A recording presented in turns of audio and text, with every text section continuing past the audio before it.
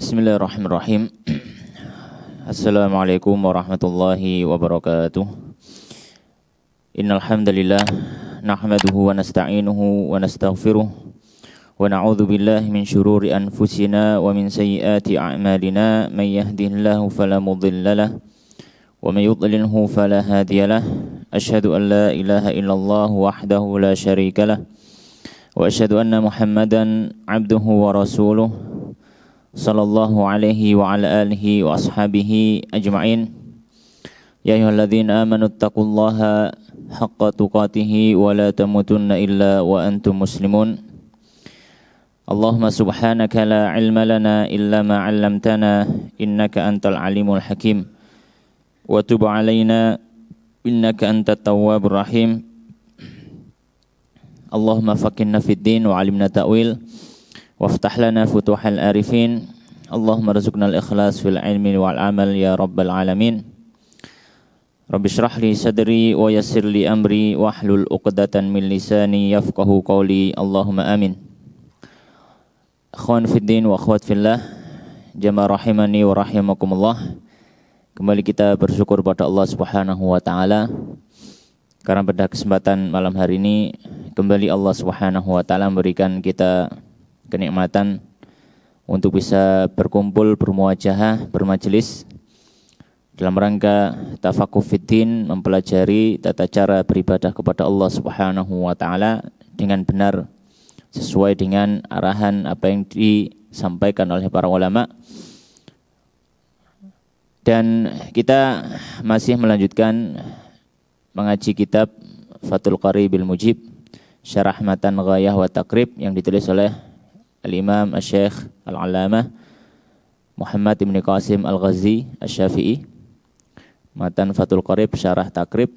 Dan kita di pertemuan yang sebelumnya membahas tentang sholatul musafir, dan kita menyelesaikan pembahasan sampai di pembahasan qasar sholat. InsyaAllah malam hari ini kita akan lanjutkan. Itu salah satu jenis rukhsah atau keringanan yang berhubungan dengan sholat juga, yang mana keringanan ini lebih umum sifatnya daripada qasar, yaitu jamak, yaitu jamak sholat. Maka di sini qala al-musannifu bismillahirrahmanirrahim, qala al-musannifu rahimahullahu ta'ala wa nafa'ana bi ilmi fi dunya wal akhirah wa dakhala fasya jannatihi wa taghammada bi rahmati Allahumma amin. Wa yajuzu lil musafiri safaran tawilan mubahan an yajma'a baina salatai dhuhri wal asri taqdiman wa ta'khiran.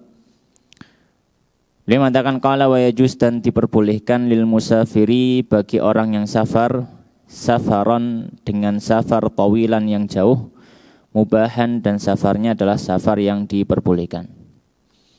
Maka di sini beliau mulai membahas tentang pembahasan jamak. Sebelum kita membaca lebih lanjut apa yang disampaikan oleh musannif, kita perlu mengetahui apa yang dimaksud dengan jamak sholat itu. Maka kita sampaikan jamak sholat maknanya adalah mengerjakan sholat zuhur dan asar di waktu zuhur atau asar, dan mengerjakan sholat maghrib serta isya di waktu maghrib atau isya. Itu jamak.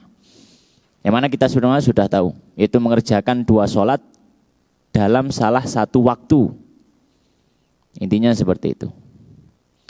Dan sholat yang bisa dijamak ini hanyalah sholat zuhur dengan asar, maghrib dengan isya. Adapun subuh maka ini tidak berlaku hukum jamak. Maka ini pengertian. Kemudian pembahasan yang kedua adalah tentang kapan seorang itu diperbolehkan untuk menjamak sholatnya. Ya. Maka di sini ada dua kondisi yang sifatnya lebih umum daripada qasar. Kalau qasar, maka dia diperbolehkan hanya karena safar. Ini kalau qasar. Tapi kalau jamak, maka diperbolehkan dengan yang pertama karena safar. Karena safar. Diperbolehkan karena safar. Ketika orang safar maka boleh menjamak sholat. Yang kedua diperbolehkan juga karena adanya hujan yang sangat lebat yang menyulitkan orang untuk berangkat ke masjid. Dan nanti kita akan lebih lanjut menjelaskan hal itu. Yang ketiga, diperbolehkan menjamak bagi orang yang sakit menurut pendapat sebagian para ulama. Maka jamak sholat ini sifatnya lebih umum atau lebih banyak alasan kebolehannya daripada qasar sholat. Dia berlaku bagi orang yang safar ataupun mukim dengan alasan tadi. Maka di sini beliau akan membahas kondisi orang menjamak sholat karena safar. Di mana beliau mengatakan wa yajuzu, dan diperbolehkan lil musafiri bagi musafir. Ya, diperbolehkan bagi musafir. Safaron tawilan, dengan safar yang jauh. Maka di sini beliau menyebutkan ya beberapa poin. Poin yang pertama tentang hukum jamak bagi orang yang safar. Apa hukumnya? Maka kita katakan hukumnya adalah diperbolehkan. Diperbolehkan untuk menjamak. Ya. Hukum asalnya itu diperbolehkan. Dalam artian diperbolehkan ini ya mubah. Ya. Ya mubah. Jadi bukan sunnah, bukan makruh, bukan wajib. Karena beliau mengatakan wa yajuzu lil musafiri, dan diperbolehkan bagi musafir. Ya. Bahkan sebagian ulama berpendapat kalau misalkan enggak dijamak maka terkadang itu lebih utama. Karena jamak itu kan konsekuensinya nanti ada satu waktu sholat yang kita nggak sholat sama sekali di situ. Kalau misalkan kita jamak takdim zuhur asar di waktu zuhur, maka nanti waktu sholat asar kita nggak sholat sama sekali. Maka sebagian ulama berpendapat bahkan terkadang lebih baik kalau misalkan kita nggak ada capeknya, nggak ada beratnya, kerjakan sholat di waktunya, nggak usah dijamak. Iya. Tapi juga boleh, nggak masalah gitu ya. Oleh karenanya beliau mengibaratkan jangan wayajuz, dan boleh, diperbolehkan. Iya. Baik. Dan terkadang juga bisa menjadi dianjurkan, lebih ditekankan untuk menjamak.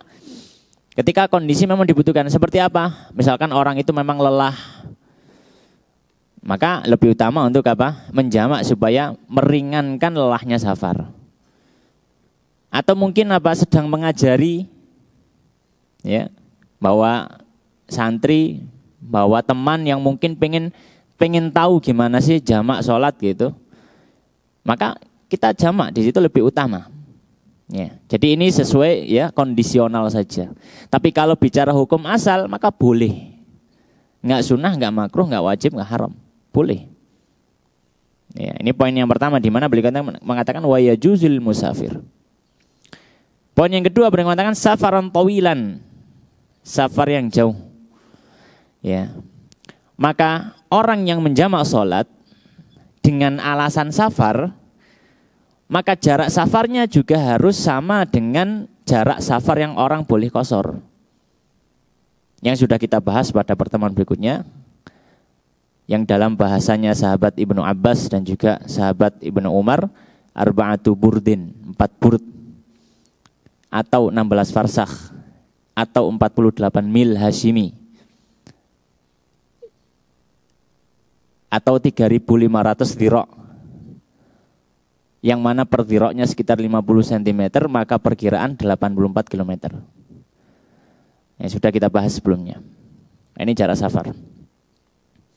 Maka kalau misalkan orang safarnya belum mencapai jarak yang memperbolehkan orang untuk qasar, ya, perjalanan yang pendek, mungkin safarnya hanya 20 kilo, 30 kilo, maka ini masih belum mendapatkan keringanan untuk sholat yang berhubungan dengan safar. Maka secara asal dia nggak boleh jamak karena alasan safar. Tidak boleh jamak karena alasan safar. Maka poin yang kedua tentang jamak safar ini, safarnya safar yang jauh, safar yang memperbolehkan orang untuk qasar sholat. Kemudian beliau mengatakan mubahan, safar yang diperbolehkan. Safar yang diperbolehkan. Poin yang ketiga, maka tidak boleh orang itu menjamak sholat ketika safarnya itu dengan tujuan maksiat. Karena safarnya nggak boleh. Yang sudah kita bahas juga di pertemuan sebelumnya tentang qasar sholat juga sama. Jadi orang yang melakukan safar tujuannya maksiat, maka tidak boleh melakukan keringanan-keringanan atau rukhsah yang disebabkan karena safar. Karena kaidah mengatakan ar-rukhsatu la tunatu bil ma'asi. Rukhsah tidak boleh diambil karena landasan kemaksiatan. Ya. Baik. Maka safarnya apa? Safar yang mubah. Itu poin yang ketiga. Kemudian beliau melanjutkan an yajma'a menjamak baina salata dzuhri wal asri, antara dua salat yaitu salat zuhur dan asar. Ya, antara salat zuhur dan asar. Takdiman wa takhiran, baik jamak takdim. Apa jamak takdim itu? Yaitu melakukan sholat zuhur asar di waktu zuhur, asarnya ditarik. Kalau jamak takhir, melakukan sholat zuhur asar di waktu asar, zuhurnya ditunda sampai waktu asar. Wa huwa makna qaulihi, dan itu adalah maksud dari ucapan Imam Abu Syuja, fi waqti ayyihima sya'a, di waktu kapanpun dia inginkan. Makanya mau waktu sholat pertama atau sholat kedua. Wa an yajma'a baina sholatil al-maghribi wal isya, dan boleh juga menjamak antara dua sholat yaitu maghrib dan isya. Takdiman wa takhiran, baik jamak takdim atau jamak takhir. Wa huwa makna qaulihi, dan ini adalah makna ucapan beliau, fi waqti ayyihi masya'a, di waktu kapanpun dia inginkan. Maka di sini kita ketahui poin yang berikutnya, poin yang keempat, sholat yang boleh dijamak hanya sholat zuhur dengan asar dan sholat maghrib dengan isya. Maka sholat subuh tidak berlaku jamak. Apakah ada landasan dalam ini? Ada, ya. Hadis ada, dan sebelum itu dan di luar itu ada ijma'. Banyak para ulama yang menukil ijma' akan diperbolehkan, disyariatkannya jamak sholat zuhur asar dan maghrib isya. Baik. Kemudian poin yang kelima, yang apa yang disampaikan oleh musannif tadi, masalah jamak. Bahwasanya jamak ada dua macam. Ada yang namanya jamak takdim, ada yang namanya jamak takhir. Jamak takdim kalau dilaksanakan di waktu sholat pertama, zuhur atau maghrib. Jamak takhir kalau dilaksanakan di waktu sholat kedua, asar atau isya. Baik. Maka dalil secara umum tentang syariat jamak ini, sebuah hadis, salah satu dalilnya hadis riwayat Muslim. Dari hadisnya sahabat Mu'adz radhiyallahu ta'ala anhu, beliau mengatakan kharajna ma'a Rasulillah, kami pernah pergi bersama Rasulullah SAW fi ghazwati Tabuk, di perang Tabuk. Fakana yusalli dzuhra wal asra jami'an, dan beliau di waktu perjalanan itu beliau sholat zuhur dan asar secara jamak. Wal maghrib wal isya'a jami'an, dan maghrib serta isya juga di jamak. Baik. Maka ini beberapa poin catatan sebagai pengantar tentang jamak sholat yang disebabkan karena safar. Kemudian berikutnya beliau menyebutkan syarat-syarat jamak. Ya. Maka supaya sholat jamak itu dibenarkan, diperbolehkan dan dianggap sah, maka harus memenuhi beberapa syarat. Ya. Dan di sini karena jenis jamak itu ada dua, ada jamak takdim, jamak takhir, maka beliau juga menyebutkan syarat-syarat di masing-masing dari jenis jamak tadi. Beliau memulai dengan syarat jamak takdim dulu. Beliau mengatakan qala wa syurutu jam'it takdim salasatun. Sekarang beliau membahas tentang syarat jamak takdim. Syarat jamak takdim ada 3. Supaya jamak itu benar dan sah. Apa saja? Yang pertama al-awwalu an yabda'a bidzuhri qablal asri. Yang pertama syaratnya jamak takdim itu memulai dengan sholat zuhur baru sholat asar. Wabil maghribi qablal isya, dan memulai sholat maghrib dulu baru sholat isya. Atau dalam bahasa lainnya harus urut. Jamak takdim tidak boleh dibalik. Misalkan mau sholat zuhur asar, di waktu zuhur nggak boleh dia sholat asar dulu, kemudian habis itu sholat zuhur, tapi harus urut, ya, harus apa? Urut. Oke, bagaimana kalau misalkan sudah terlanjur dilakukannya asar baru zuhur, kita katakan, ya asarnya nggak dianggap sebagai jamak, maka dia dianggap belum sholat asar. Maka habis itu dia kalau misalkan memang mau jamak, silakan sholat asar lagi. Karena asar pertama tidak dianggap. Makanya nanti beliau akan sampaikan. Nah, apa alasannya? Apa alasan yang melandasi para fuqaha menyampaikan harus urut?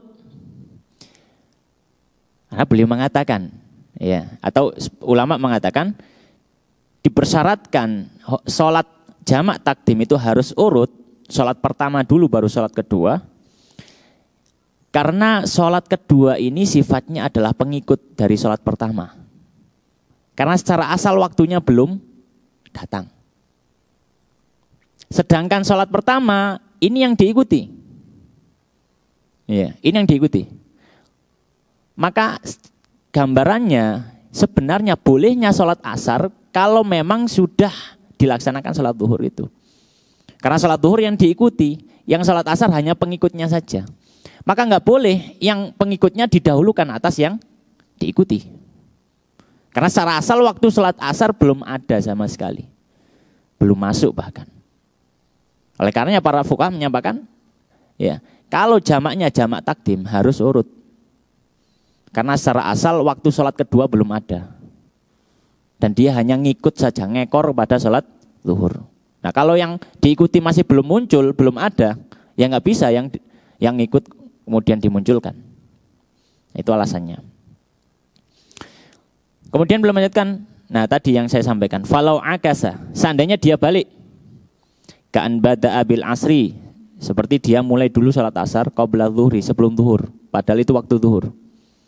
Masalan, ya contohnya, lam yasih, tidak dianggap sah. Wa yu'iduha, dan dia harus ngulangi salat asar tadi yang enggak dianggap sah. In aradal jamaah, jika dia ingin tetap jamak. Ini misalkan sholat asar baru sholat zuhur, padahal itu waktu zuhur. Asar yang pertama nggak dianggap. Terus gimana? Apa yang harus dilakukan? Dia punya dua pilihan.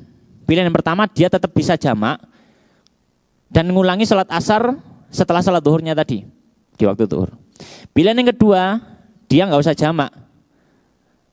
Dia sholat zuhur selesai, nanti waktu masuk sholat asar dia sholat asar. Makanya beliau mengatakan di sini jika dia ingin jamak maka diulang asarnya. Tapi kalau nggak ingin jamak, silakan nanti sholat asar di waktunya. Ini syarat yang pertama, yaitu apa? Harus urut tertib. Tapi syarat yang kedua, wathani, untuk jamak takdim, niyatul jam'i, ada niat untuk jamak sholat. Awalas sholatil ula, di waktu sholat dia pertama. Di waktu sholat yang pertama. Ini dipersyaratkan ketika sholat pertama sudah ada niatan untuk jamak. Ya, sudah ada niatan untuk jamak. Nah, kapan niat itu? Beliau mengatakan bi antuk tarana niyatul jam'i, di mana diiringkan niat untuk jamak ini bitaharrumiha, entah ketika dia takbiratul ihram, ya. Atau setelah takbiratul ihram atau ketika takbiratul ihram. Ya. Fala yakfi, maka tidak diperbolehkan atau tidak cukup takdimuha, mendahulukan niat jamak ala taharrumi sebelum dia takbiratul ihram. Wala ta'khiruha, juga tidak boleh ditunda, diakhirkan niat jamak anis salami, setelah salam minal ula, dari salat kedua, salat pertama. Ya. Wa tajuzu, dan diperbolehkan niat tadi, niat jamak fi asnaiha, di tengah-tengah salat pertama, alal adhari, dalam pendapat yang paling kuat. Maka intinya syarat yang kedua adalah di waktu sholat pertama sudah ada niatan untuk jamak. Ya, sudah ada niatan untuk jamak. Ini syarat jamak takdim. Dalilnya apa? Dalilnya hadis yang masyhur, innamal a'malu binniyat. Sesungguhnya amal itu tergantung niatnya. Ya. Dan tadi disebutkan juga bahwasanya niat ini harus dilakukan sebelum selesai sholat pertama. sebelum selesai salat pertama. Maka kalau misalkan sudah selesai salat pertama, kemudian dia baru ada keinginan untuk jamak. Sejak salat sampai salam di salat yang pertama, salat zuhur misalkan, nggak ada niatan sama sekali untuk jamak. Kemudian setelah salam, assalamualaikum warahmatullahi, duduk sejenak, kemudian angen-angen. Ya kayak tak jamak kayak. Ya rasa-rasan misalkan, kita katakan tidak boleh. Niat jamak harus ketika sholat pertama. Karena ini sudah satu kesatuan. Satu kesatuan. Jamak itu sudah satu kesatuan. Maka ini berarti ada sholat yang kita ada niatan untuk jamak. Tapi juga ada sholat yang tidak ada niatan untuk dijamak. Maka ini seperti kita memisah satu kesatuan yang memang harus sudah disatukan ini. Maka nggak boleh. Makanya kalau mau memang niat jamak, ya diketahui sejak awal. Atau memang sudah diniatkan sejak awal. Baik. Itu syarat yang kedua. Niat jamak di sholat yang pertama. Syarat yang ketiga untuk jamak takdim. Watsalitsu yang ketiga al-muwalah. Berkesinambungan. Bainal ula antara sholat pertama watsaniyati dan sholat kedua. Ya, dalam artian berkesinambungan itu apa? Tidak dijeda dengan jeda yang lama antara sholat pertama dengan sholat kedua.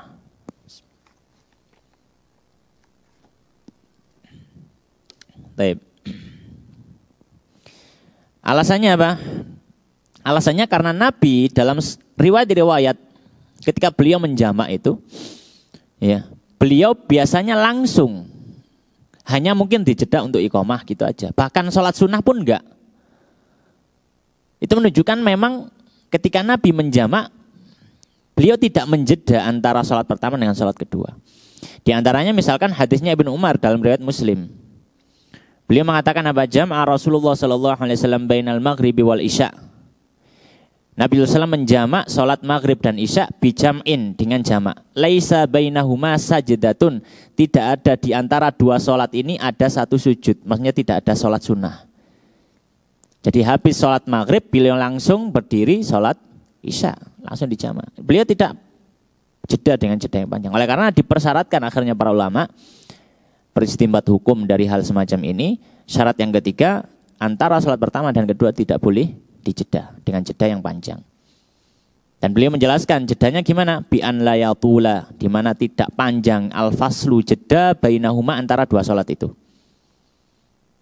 Fa in tala urfan. Nah, bagaimana kalau misalkan terjeda dengan jeda yang lama? Ya. Walau bi'udhrin, meskipun jedanya karena udhur, karena umin, karena seperti tidur. Habis sholat, ya, mau jamak, sudah ada niatan jamak. Kemudian mau rebahan sebentar, bablas. Ya. Anak kejeda 1 jam misalkan. Wajib takhirus sholati tsaniyati ila waktiha. Maka kalau terjeda sudah nggak boleh jamak. Maka sholat kedua wajib dilakukan di waktunya. Ya. Ya, dia sudah ada niatan untuk jamak zuhur asar di waktu zuhur. Selesai dia salat zuhur, tapi kok rasanya ngantuk sekali, coba dia rebahan sebentar. Ya mungkin nanti, sekitar 2 menit ya. Pokoknya mulet gitu. Tapi ternyata apa? Bablas ketiduran. Bangun-bangun sudah jam 2. Maka apakah boleh akhirnya dia berdiri untuk sholat asar jamak takdim? Enggak boleh. Asar nanti dilaksanakan di waktunya. Karena ini jedanya sudah lama. Meskipun karena udzur. Baik. Nah, bagaimana kalau jedanya pendek? Iya, jedanya pendek. Misalkan apa? Ya, misalkan mungkin untuk sekedar minum atau mungkin sekedar untuk iqamah tadi misalkan ya kasusnya. Atau mungkin ada hajat yang sebentar. Maka beliau mengatakan wala yadurru dan tidak memudaratkan atau tidak masalah fil muwalati dalam dianggap bersinambungan bainahuma antara dua salat. Faslun yasirun, jeda yang pendek urfan secara anggapan umum manusia. Dalam artian kalau jedanya pendek maka tidak masalah. Langsung setelah itu, setelah jeda pendek, habis itu langsung sholat asar atau sholat isya, monggo silahkan. Apa landasannya, apa dalilnya? Karena Nabi juga biasanya beliau ini ketika sholat jamak, beliau jeda dengan iqamah. Jeda iqamah pendek. Ya. Maka kalau jeda pendek boleh-boleh saja. Ya, jeda pendek boleh-boleh saja. Ya. Misalkan dijeda untuk wudu misalkan, boleh-boleh saja. Habis itu sholat, ya, sholat berikutnya, maka tidak masalah. Ya. Sebagaimana hal ini diriwayatkan oleh Imam Muslim, ya, dari hadisnya Jabir, kisah beliau yang menggambarkan, menceritakan manasiknya Nabi. Di antaranya di situ disebutkan hatta atal Muzdalifah, hingga Nabi datang ke Muzdalifah, fasalla bihal maghrib wal isya, kemudian beliau salat maghrib dan isya di Muzdalifah, bi adzanin wahid, dengan satu adzan, wa iqamataini, dan dua iqamah. Beliau jeda, ya, di antara apa? Dua salat tadi. Walam yusabbih bainahuma syai'an, dan beliau tidak salat sunnah sama sekali. Jedanya cuma iqamah saja. Maka ini menunjukkan jeda pendek. Maka ini 3 syarat jamak. 3 syarat apa? Jamak. Untuk jamak takdim. Nah, sekarang beliau membahas jamak takhir. Ya. Baik. Adapun jamak takhir, ya. Maka di sini syaratnya cuma satu saja.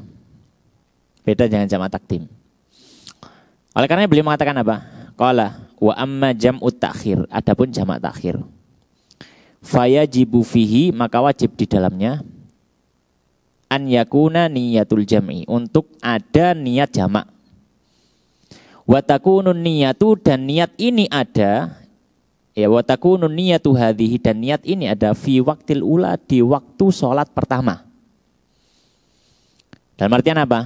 Misalkan orang mau menjamak sholat zuhur asar di waktu asar, maka dipersyaratkan supaya orang ini tidak mendapatkan dosa dan diperbolehkan jamak sebelum habis waktu zuhur, dia sudah ada keinginan untuk jamak.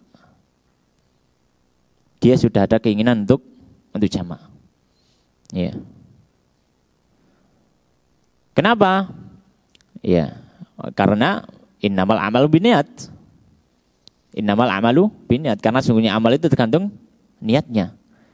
Maka ketika dalam satu waktu itu nggak ada sholat sama sekali, hukum asalnya kan nggak boleh dalam satu waktu sholat terus kok nggak ada sholat. Tapi ini diperbolehkan. Namun juga tetap apa? Ada niatan.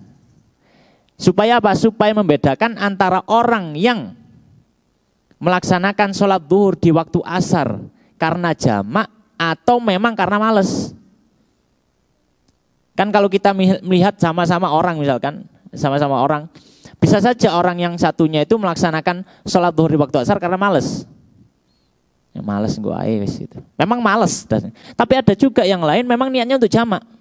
Pertanyaannya, dua-duanya sama-sama melaksanakan sholat zuhur di waktu asar. Terus bedanya gimana? Bedanya dari niat. Ya.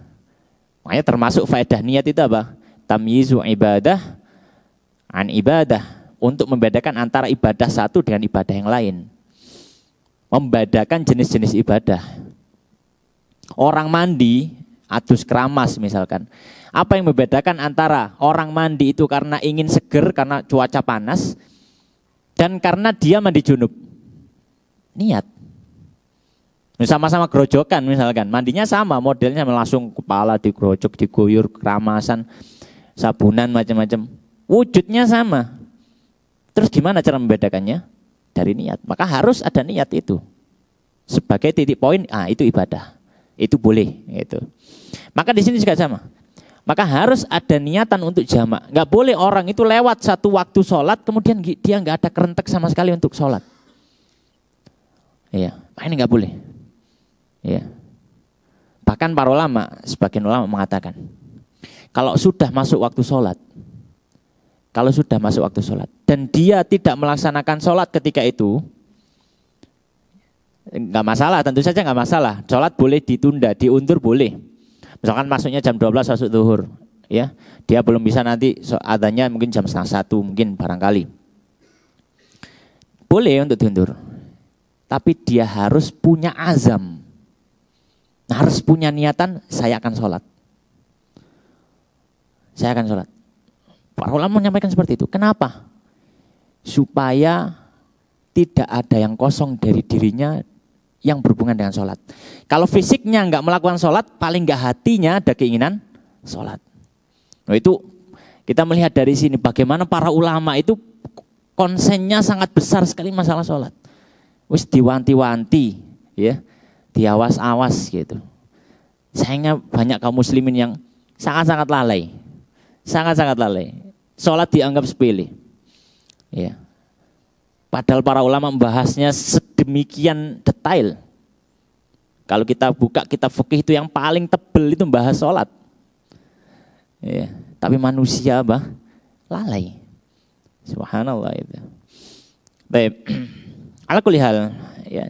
Kenapa? Dalilnya apa? Innamal a'malu binniyat tadi. Baik. Kemudian beliau mengatakan wa yajuzu dan boleh takhiruha untuk mengakhirkan niat ini. Jadi niat untuk jamak tadi nggak harus di awal waktu pertama. Boleh misalkan jam zuhurnya jam 12 sampai jam 3 misalkan. Dia akhirkan niatnya nanti jam-jam 2, setengah 3 baru niat misalkan. Boleh. Makanya beliau mengatakan boleh untuk diundur niatnya ila an yabqa hingga tersisa min waktil ula dari waktu salat pertama zamanun. Satu masa yang cukup lau ubtu diat fihi, seandainya dia laksanakan sholat di waktu itu, kanat adaan masih bisa untuk sholat. Dalam artian diperbolehkan untuk niat selama apa? Selama belum habis waktu untuk sholat. Yang kiranya dia sholat waktu itu, dia masih cukup untuk sholat. Dalam artian misalkan orang sholat zuhur misalkan butuh 5 menit. Butuh 5 menit. Maka boleh orang misalkan baru niat ketika jam 3:05 misalkan boleh. Karena 5 menit itu sudah cukup untuk sholat zuhur. Ya. Tapi kalau misalkan niatnya itu jam 3 kurang 1 menit, sedangkan jam 3 itu sudah habis waktu zuhur, maka di sini dia berdosa. Dia berdosa. Ya. Baik. Dan kalau misalkan dia mengakhirkan sampai habis waktunya seperti itu, maka tidak dihukumi jamak. Yang pertama dia berdosa, yang kedua dihukum dianggap qadha. Tetap dilakukan, bukan berarti tinggal saja, enggak. Tetap dilakukan, tapi hukumnya qadha bukan jamak. Ya, hukumnya apa? Qadha bukan jamak. Baik. Nah, pertanyaan sekarang. Tadi kan disebutkan kalau jamak takhir niat, saya sampaikan syaratnya cuma satu, yaitu niat ini. Nah, apakah enggak dipersyaratkan harus urut? Apakah enggak dipersyaratkan juga harus mualah berkesinambungan? Maka di sini beliau mengatakan wala yajibu, dan tidak wajib. Fi jam'i takhir, khusus untuk jamak takhir tartibun, urut. Enggak harus. Jadi dia bukan syarat. Maka misalkan orang jamak takhir zuhur asar di waktu asar, maka boleh dia zuhur dulu baru asar atau asar dulu baru zuhur. Nah, kenapa alasannya? Karena waktu sholat pertama itu secara asal memang sudah masuk. Sudah masuk. Ya, jadi tidak ada masalah di sini. Ya, jadi tidak ada masalah di sini. Ya, mau dia sholat zuhur dulu silahkan karena memang waktunya sudah mau. Mau sholat asar dulu juga silahkan karena itu memang waktu sholat asar. Ya. Wala mualatun, dan juga tidak dipersyaratkan apa? Mualah. Ya. Juga tidak dipersyaratkan apa? Mualah berkesinambungan. Ya. Tidak dipersyaratkan apa? Berkesinambungan. Ya. Wala niyata jam'in ala sahihi, ya. Dan juga tidak dipersyaratkan juga, ya, ada niat jamak di dalam sholatnya, karena niatnya tadi sudah di awal waktu tadi. Ala sahih fi thalathah, dalam dalam 3 kondisi tadi, yaitu di sholat pertama. Jadi enggak harus ada niatan jamak lagi ketika mulai sholat jamak. Karena untuk jamak takhir ini niatnya di mana? Di waktu sholat pertama, bukan di tengah-tengah sholatnya. Baik. Maka ini selesai pembahasan tentang jamak karena sebab safar. Nah, jenis jamak yang kedua atau alasan atau kondisi jamak yang kedua adalah jamak non safar. Maka di sini beliau mulai membahas jamak yang non safar ini. Dan jamak yang non safar, ya, adalah karena adanya hujan. Salah satu alasannya karena hujan. Maka beliau mengatakan qala wa yajuzu lil hadir, dan boleh bagi orang yang hadir. Apa yang hadir maksudnya? Al mukim, orang yang mukim, non musafir. Fi waqtil matori, di waktu hujan. An yajma'a bainahuma, untuk menjamak antara kedua salat. Maksudnya yaitu salat apa? Adz-dzuhur wal asra, zuhur asar, wal maghrib wal isya, dan maghrib isya. Ya. Maka ini sebab orang boleh jamak yang kedua yaitu karena hujan. Karena hujan. Ya. Namun nanti ada ketentuan. Tidak semua orang yang ketika turun hujan kemudian dia boleh jamak, ada ketentuan. Dan sebelum itu, apa landasannya bahwasanya boleh jamak karena hujan? Landasannya diantaranya adalah hadisnya sahabat Ibnu Abbas. Ya. Sahabat Ibnu Abbas radhiyallahu ta'ala anhu, beliau mengatakan sallaitu ma'a Rasulillah sallallahu alaihi wasallam thamaniyan jami'an wa sab'an jami'an. Aku salat bersama Nabi sallallahu alaihi wasallam 8 atau 7 kali dengan jamak. Ya, 8 atau 7 kali dengan jamak. Ya. Dan para ulama ketika menyebutkan hadis ini mereka menyampaikan yaitu dalam kondisi non safar. Nabi tidak safar. Karena dalam riwayat yang lain jama'a Rasulullah sallallahu alaihi wasallam baina dhuhri wal asri wal maghribi wal isya bil Madinah. Nabi menjamak antara zuhur asar dan maghrib isya di Madinah. Ya, di Madinah. Baik. Kemudian di sini beliau akan menyebutkan, beliau menyebutkan syarat-syarat orang boleh jamak karena hujan. Dan sebelum itu perlu kita sampaikan, yang boleh menjamak karena hujan ini hanyalah jamaah di masjid. Maka kalau orang di rumah, meskipun hujan, badai, petir, gluduk, macam-macam, angin, nggak boleh jamak. Jamak ini hanya berlaku untuk jamaah masjid. Jamaah masjid. Karena ini keringanan supaya orang-orang tidak harus datang ke masjid. Atau yang sudah ada di masjid, nggak perlu dia nanti kembali pulang kemudian balik lagi. Karena kondisi cuaca yang ekstrim. Nah, syarat jamak ini ada beberapa. Syarat jamak karena hujan. Di antaranya, syarat yang pertama, jamak yang boleh karena hujan dipersyaratkan jamaknya harus jamak takdim. Nggak boleh jamak takhir. Maka bolehnya kalau karena hujan misalkan jamaah di masjid, jamaknya di waktu zuhur atau di waktu maghrib saja. Nggak boleh menjamaknya di waktu isya atau di waktu asar, jamak takhir. Makanya di sini beliau mengisyaratkan apa? Untuk syarat yang pertama, la fi waqti tsaniyah, tidak di waktu kedua. Bal fi waqtil ula minhuma, akan tetapi di waktu salat pertama. Baik, alasannya kenapa kok harus jamak takdim? Kenapa nggak boleh jamak takhir? Ya, karena kita tahu bolehnya jamak ini adalah karena ada sebab. Apa sebabnya itu? Hujan. Dan hujan yang nurunkan siapa? Allah. Bukan di bawah kekuasaan kita. Maka akan jadi masalah kalau kita mau jamak takhir, kita sudah nunda, habis waktu sholat zuhur, masuk sholat asar, hujannya hilang. Kalau hujannya hilang, loh sholat zuhurnya gimana ini? Dijamak, loh hujannya sudah nggak ada, mau dijamak takhir gimana? Ya. Maka ini sama saja melaksanakan sholat sudah di luar waktunya tanpa ada sebab yang membolehkannya. Maka harus jamak takdim. Ketika sebab itu masih ada, jamak sekarang. Gitu. Nah ini syarat yang pertama. Jadi harus jamak takdim. Syarat yang kedua, hujan yang turun itu adalah hujan yang lebat, yang kuat, yang menyulitkan orang untuk berangkat ke masjid. Maka kalau hujannya cuma gerimis, rintik-rintik, ya nggak boleh jamak. Ya nggak boleh apa? Nggak boleh jamak. Di mana di sini beliau mengisyaratkan untuk syarat yang kedua apa? Balla al-mataru yang mana membasahi hujan tersebut a'la thawbi bagian luar pakaiannya, wa asfala na'li dan bagian bawah dari sandalnya. Dalam artian hujan yang lebat.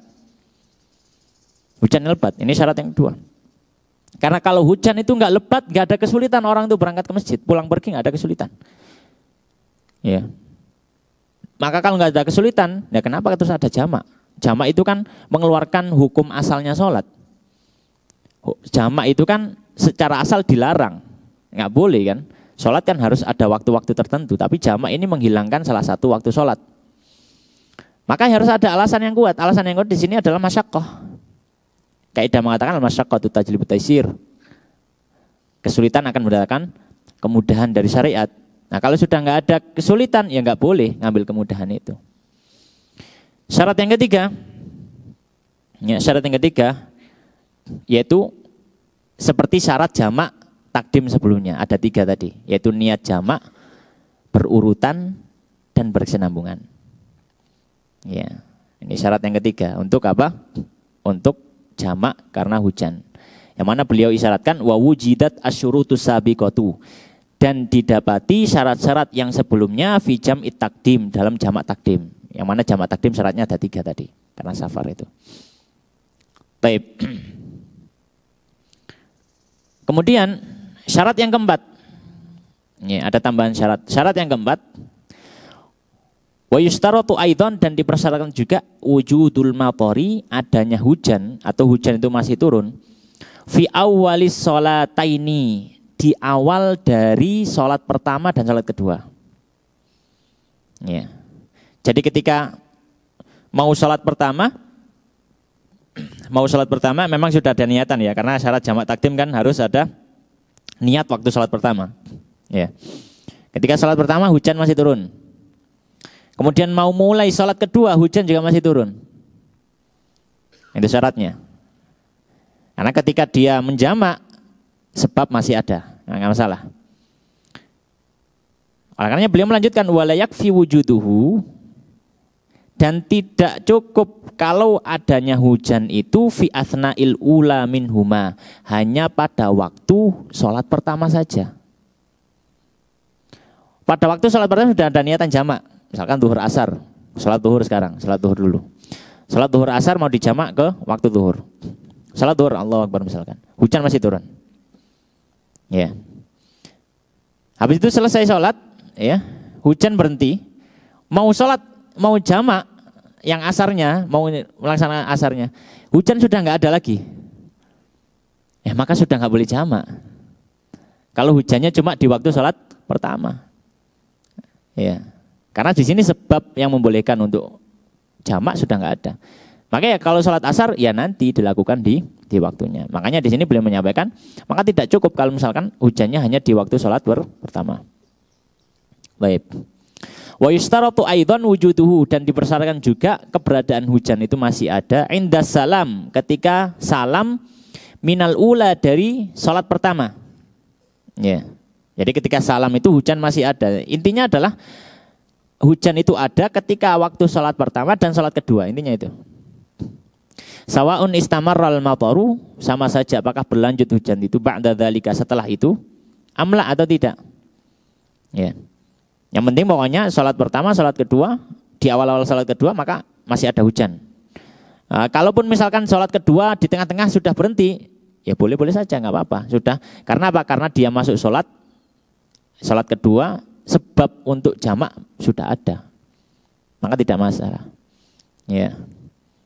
Kaidah mengatakan yuktafaru fid dawam ma la yuktafaru ibtidaan. Dimaafkan sesuatu ketika berada di tengah-tengah. Yang mana kalau dia itu berada di awal tidak dia maafkan. Dalam artian kalau hujan itu berhenti di tengah-tengah nggak masalah. Tapi kalau hujan berhenti mau mulai terus hujan nggak ada, maka ini nggak boleh. Baik. Nah, kemudian di sini beliau memberikan catatan yang tadi sudah kita singgung, bahwasanya kapan jamak ini boleh? Jamak ini boleh hanya ya jamak hujan ya, afwan. Bagi siapa boleh? Bagi jamaah masjid. Makanya beliau di sini memberikan tanbih, memberikan peringatan. Apa itu beliau mengatakan? Qala wa takhtassu, dan khusus rukhsatul jam'i, keringanan jamak bil matori karena hujan ini, bil musolli hanya bagi orang yang sholat fi jama'atin di jamaah, bi masjidin di masjid, ya, au ghairihi atau selain masjid, min mawadhi'il jamaah yang mana itu memang tempat untuk sholat jamaah. Ya, misalkan belum ada masjid, ya, hanya mungkin ada kayak tempat tanah lapang gitu aja, mungkin belum selesai bangunnya atau apa. Ya, yang penting memang itu tempat untuk sholat gitu ya, untuk tempat sholat. Maka itu diperbolehkan di situ. Ya, diperbolehkan apa? Di situ. Ba'idun yang mana jaraknya jauh, urfan secara urf. Ya. Wa yata'adza dan kesulitan adzahibu orang yang ingin pergi lil masjid ke masjid, au ghairuhu atau selain yang pergi ke masjid, min mawadhi'il jamaati dari tempat-tempat untuk sholat jamaah, bil matori karena sebab hujan, fi tariqihi di jalannya. Intinya adalah tadi yang saya sampaikan. Untuk jamak karena hujan, maka ini hanya diperbolehkan untuk jamaah di masjid. Maka orang yang sholat di rumah nggak boleh jamak. Ya, sudah sholat di rumah nggak boleh jamak. Ya. Atau mungkin sholat di tempat kerjanya, misalkan nggak di masjid, maka nggak boleh jamak. Meskipun hujan sangat deras dan seterusnya. Karena apa? Karena tidak ada masakoh, tidak ada kesulitan di sini. Kemudian ada satu faedah di sini. Kalau dalam Fathul Qorib nggak disebutkan ya, tapi ini faedah kita tambahkan sendiri. Di antara udzur yang memperbolehkan orang untuk jamak juga, ya, dan ini pendapat sebagian dari para fuqaha adalah karena sakit. Ya, maka orang yang sakit diperbolehkan untuk menjamak sholat. Ya, orang yang sakit diperbolehkan untuk menjamak sholat. Dengan syarat, apa syaratnya? Yaitu syarat jamak yang sudah kita sampaikan sebelumnya dengan tambahan yang lain. Syaratnya adalah sakit itu memang membuat dia berat kalau melaksanakan sholat sesuai dengan waktunya. Ya, penyakit-penyakit yang memang berat, ya, demam yang tinggi, ya, atau mungkin cedera yang cukup parah sehingga menyulitkan kalau misalkan harus sholat di setiap waktu sholat, ya, maka ini diperbolehkan dia untuk apa? Menjamak sholat. Meskipun kita sampaikan kalau dalam mazhab Syafi'i yang mu'tamad, pendapat resminya mazhab Syafi'i tidak diperbolehkan. Ya, tidak diperbolehkan. Mazhab Syafi'i itu sebenarnya keras sekali kalau dalam masalah sholat itu. Bahkan orang sakit pun nggak boleh jamak sholat di waktunya. Tapi banyak juga dari ulama Syafi'iyah, dan ini adalah pendapat dari mazhab Hambali dan juga banyak para ulama. Ya, dan ini yang lebih memudahkan dan memang ada terlihat sekali dalilnya kuat juga. Oleh karenanya Imam Nawawi memilih pendapat ini. Ya, bahkan Imam Nawawi mengatakan maka pendapat ini pendapat yang kuat dan menjadi pendapat kedua dalam mazhab Syafi'i makanya. Ya, jadi diperbolehkan orang untuk apa? Untuk menjamak sholat karena sakit. Tapi dalilnya apa? Dalilnya adalah hadis. Ya, dalilnya adalah hadis yang diriwayatkan oleh diriwayatkan oleh Imam Bukhari dan juga Imam Muslim juga. Ya. Bahwasanya hadisnya Ibnu Abbas, beliau mengatakan jama' Rasulullah SAW baina adz-dzuhri wal 'ashri wal maghrib wal isya bil Madinah. Nabi menjamak maghrib zuhur, asar, maghrib, isya di Madinah fi ghairi khaufin wala matarin. Tanpa ada sebab takut juga tidak ada hujan. Lafaznya sangat jelas. Oleh karenanya di sini kita sebutkan Imam Nawawi, beliau mengatakan dalam kitabnya Raudhatut Thalibin. Ya, dalam kitab fikih Syafi'i. Ini salah satu kitab induknya mazhab Syafi'i. Raudhatut Thalibin itu sekitar 10 jilid kalau nggak salah. Ya, itu fikih. Itu cuma membahas mazhab Syafi'i. Beda sama Majmu'. Imam Nawawi juga punya kitab namanya Majmu'. Majmu' itu kitab perbandingan mazhab. Tapi Imam Nawawi pasti menguatkan mazhab Syafi'i gitu. Tapi kalau Raudhatut Thalibin ini kitabnya Imam Syafi'i yang lain, isinya cuma mazhab Syafi'i. Dan beliau Masya Allah sangat luas sekali. Maka beliau dalam kitabnya Raudhatut Thalibin, beliau menyampaikan wa qala jama'atun min ashabina yajuzu bil maradi wal wahli. Sebagian dari fuqaha kami mazhab Syafi'i mengatakan boleh juga jamak karena sebab sakit dan juga karena tanah yang berlumpur. Akses ke masjid itu tanah yang berlumpur yang sulit orang untuk berangkat. Ya. Mimman qala min ashabina, di antara yang berpendapat dengan pendapat ini dari ulama Syafi'iyah, di antaranya siapa? Abu Sulaiman Al-Khattabi. Imam Khattabi. Ya. Orang yang pertama kali mensyarah Sunan Abu Dawud. Ya. Imam Khattabi. Wal Qadhi Husain, dan juga Qadhi Husain. Wastahsanahu Ar-Ruyani, juga Imam Ar-Ruyani. Mereka para ulama-ulama Syafi'i yang terdahulu. Ya, yang terdahulu. Baik.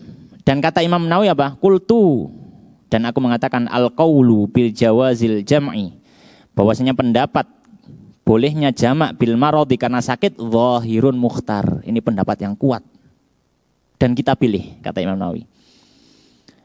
Waqad tsabata fi sahih Muslim anna Nabi sallallahu jama'a bil Madinah min ghairi khaufin wal matar. Beliau beralasan, apa alasannya? Karena dalam sahih Muslim memang jelas sekali Nabi menjamak di Madinah bukan karena ada rasa takut, enggak ada peperangan, enggak ada safar, wala matar, juga enggak ada hujan. Ya, juga enggak ada hujan. Ya, oleh karenanya di sini ya menjadi pendapat yang bisa kita pegang bahwasanya diperbolehkan juga. Atau udzur yang ketiga di antara udzur-udzur orang boleh jamak sholat adalah karena sakit. Ya, karena sakit. Baik.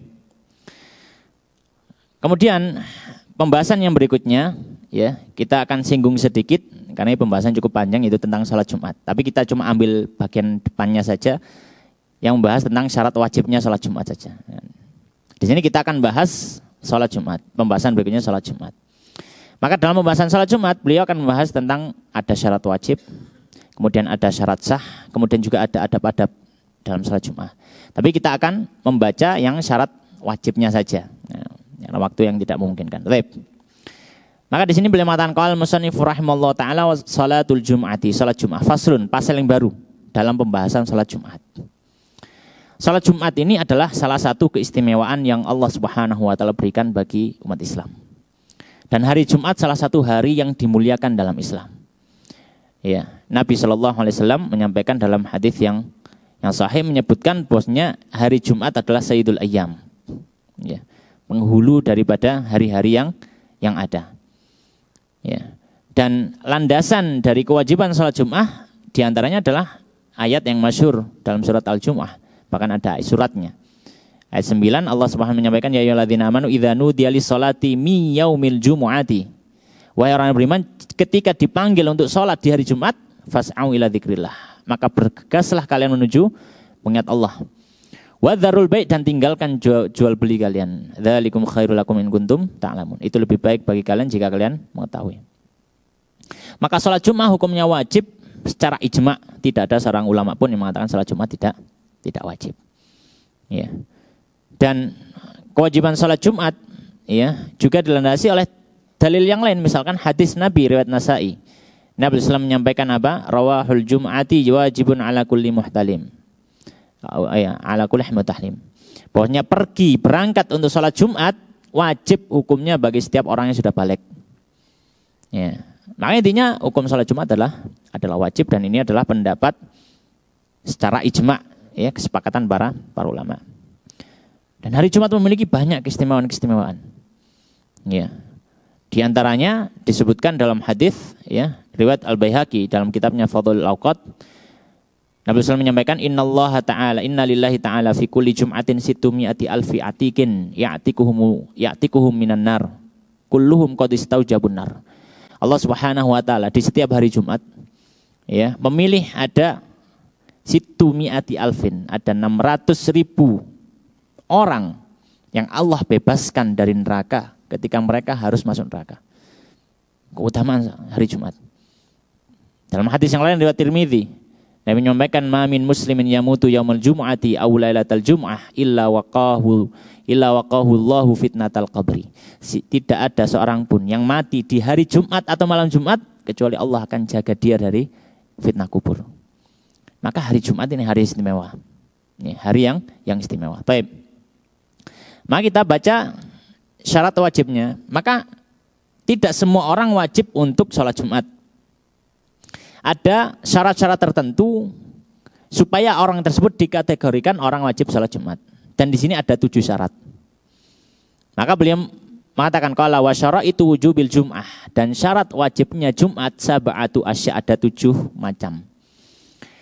Yang pertama al-islamu, Islam. Maka orang kafir jelas tidak ada kewajiban untuk hadir sholat Jumat. Ya, karena kewajiban dia masuk Islam dulu. Ya, kewajiban dia masuk Islam dulu.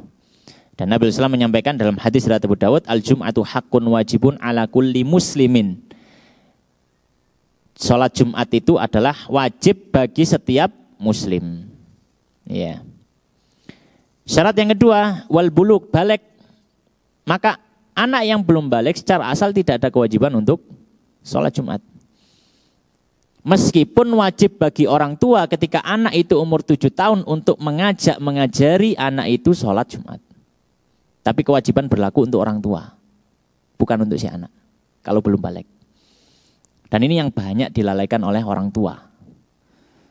Iya, banyak dilalaikan oleh orang tua. Yang kita sudah bahas, sudah pernah singgung juga masalah ini. Banyak ketika anak itu umur 7 tahun, wajib bagi orang tua. Kalau tidak dilakukan oleh orang tua, dosa. Ya, anak umur 7 sampai balik, itu kewajiban orang tua memberikan pendidikan agama. Umur 7 sampai balik. Kalau sudah balik nanti sudah tanggung jawabnya anak itu sendiri. Nah kalau umur 7 sampai balik orang tua tidak memberikan pendidikan agama kepada si anak, orang tua berdosa di sepanjang waktu itu. Dan khawatirnya kalau anak itu sudah mencapai usia balik dan dia tidak dekat kepada Allah, orang tua juga harus bertanggung jawab karena tidak memberikan pendidikan. Ya. Baik, maka syarat yang kedua balik. Kenapa? Dalilnya apa? Hadis riwayat Nasa'i. Nabi menyampaikan rawahul jum'ati wajibun ala kulli muhtalim. Bahwasanya salat Jumat wajib bagi setiap orang yang muhtalim. Muhtalim sudah balik. Maka mafhum mukhalafahnya kalau belum balik maka tidak wajib. Yang ketiga, wal aklu, berakal. Ya, berakal. Maka orang yang gila tidak ada kewajiban untuk hadir salat Jumat. Orang yang pingsan tidak ada kewajiban untuk hadir salat Jumat. Dan ini ada yang disebut mukallaf. Wa hadhi syurutun aidan, dan ini juga syarat li ghairil jum'ati minas salawat, dari selain salat Jumat, dari salat-salat yang ada. 3 tadi, Islam, balik, berakal. Dan ada tambahan khusus untuk Jumat, tambahan yang keempat, syarat yang keempat apa? Wal hurriyatu, merdeka. Maka budak tidak ada kewajiban untuk salat Jumat. Budak tidak ada kewajiban untuk salat Jumat. Dalilnya apa? Dalilnya hadis riwayat Abu Dawud.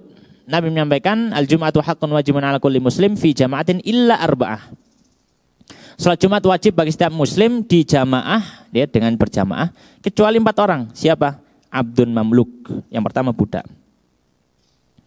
Maka diketahui dari sini berarti syaratnya harus orang merdeka. Kalau budak kan enggak wajib.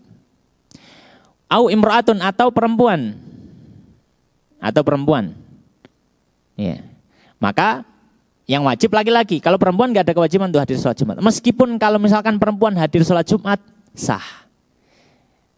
Karena belum tentu orang yang nggak wajib ketika melaksanakan sholatnya nggak sah, belum tentu. Ya. Dulu di tempat saya itu di Gedang Glodok, ketika saya kecil itu, saya masih nemoni beberapa mbah-mbah itu, mbah-mbah yang perempuan itu ikut sholat Jumat. Sekarang sudah nggak ada. Dulu zaman saya masih SD gitu, ada mbah yang ikut sholat Jumat. Tapi sekarang sudah nggak ada. Tapi secara asal kalau mereka misalkan hadir, perempuan hadir, sah.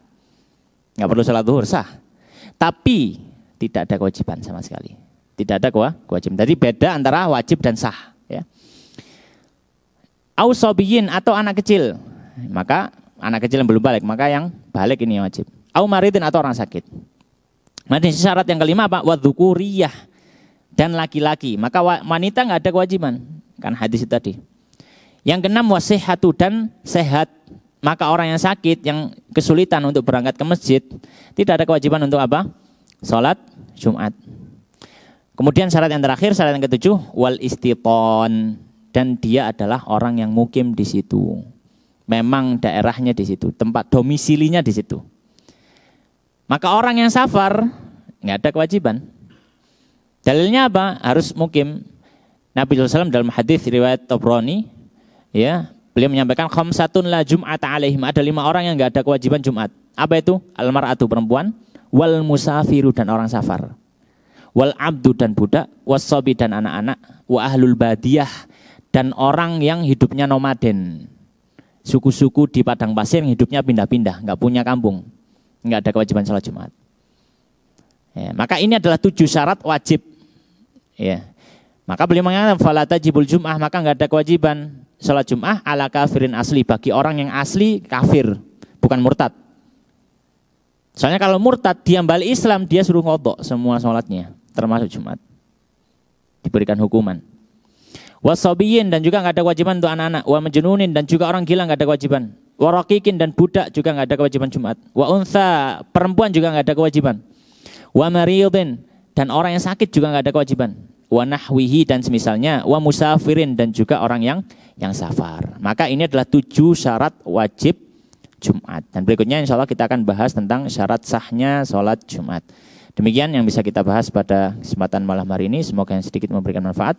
Wallahu ta'ala alam wa sallallahu wa sallim wa barik ala nabina Muhammadin wa ala alihi wa ashabihi ajma'in. Kita tutup dengan doa kafaratul majelis. Subhanakallahumma bihamdika asyhadu an la ilaha illa anta astaghfiruka wa atubu ilaik. Walhamdulillahirabbil alamin. Wallahu ta'ala alam. Wassalamualaikum warahmatullahi wabarakatuh.